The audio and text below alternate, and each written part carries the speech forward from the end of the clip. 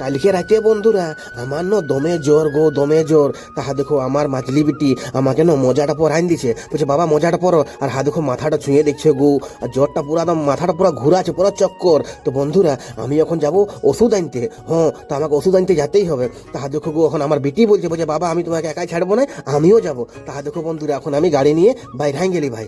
হ্যাঁ, তো আমি চলে যাবো স্টেশন, ওখানে দু চারটা সবজি টবজি নিবো, কেন কার রবিবার বটে, শাক সবজি নিবো আর ওষুধও নিবো। তাহা দেখো বন্ধুরা এখন আমি কত সুন্দর ভাই স্টেশন যাচ্ছি, নাগিনা বাজার হয়ে। হ্যাঁ, আর পুরা ঠান্ডা, আর এমনি আমার শরীরটা পুরা কাঁপছে বন্ধুরা, পুরা কাঁপছে গো।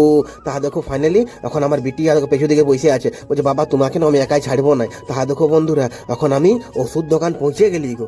হ্যাঁ, তো এখানটায় ওষুধ নিয়ে নিবো আমি। হ্যাঁ, জ্বরের ওষুধ, তোমার মাথা ব্যথা, ভিক্স, পুরা সর্দিও ছিল। তাহা দেখো বন্ধুরা এখন আমি এখানটায় নিবো 50 টাকার পকোড়ি গরম গরম। এটা স্টেশনের বগলেই বটে। হ্যাঁ, টিকিট কাউন্টার আছে না, ওইখানে এই পকোড়িটা বানায় বহুত ভালো, বহুত ভালো। আর চাটাও বহুত সুন্দর বানায় গো। হ্যাঁ, আমাদের ভোঁরা স্টেশন। তাহা দেখো গাড়ি গেলে পুরো জাম লাগে আছে। হ্যাঁ, ফাটক বন্ধ আছে। তাহা দেখো ওখানে চা, এক কাপ চা খালি, আর আমি 5 টাকার পকোড়ি নিলি আর ওষুধ নিয়ে আর দেখো ঘর আলি বন্ধুরা।